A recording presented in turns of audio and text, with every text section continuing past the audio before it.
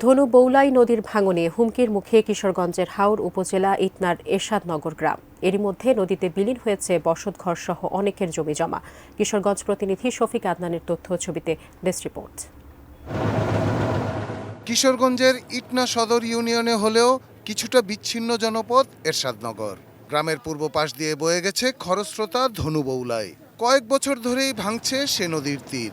এরই মধ্যে ২৫টি বসতঘর চলে গেছে নদীর বুকে, সঙ্গে গেছে অন্তত ৫০ একর কৃষি জমি।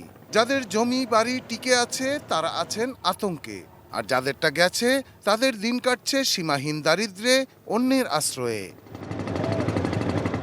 গ্রামবাসী বলছে ২-৩ বছর ধরেই ধনু বৌলাইয়ের ভাঙন তীব্র হয়েছে, অথচ এখন পর্যন্ত পানি উন্নয়ন বোর্ড বা প্রশাসনের কোনো উদ্যোগ চোখে পড়েনি।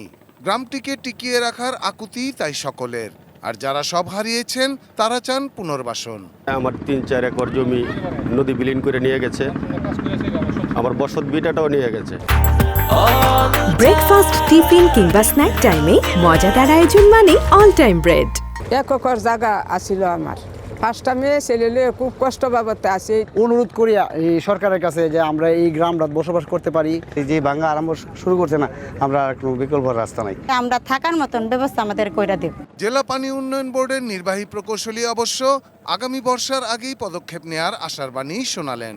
সার্ভে কাজ করছি, সার্ভে করে আমরা প্রপারলি এটা ডিজাইন করব এবং আমরা চাবো যে আমরা আশা করি আগামী বর্ষার পূর্বেই আমরা একটা আশু প্রতিকার ব্যবস্থা গড়ে তুলতে পারবো। ৩৬ বছর আগে সরকারিভাবে স্থানীয় ভূমিহীন গৃহহীনদের পুনর্বাসিত করে গড়ে ওঠে এরশাদনগর গ্রাম। সেই ভূমিটুকুও এখন হারানোর শঙ্কায় দিন কাটছে ১০০০-২ কৃষক, জেলে ও দিনমজুর পরিবারের। Shahidul Rana, desk report, ATN news.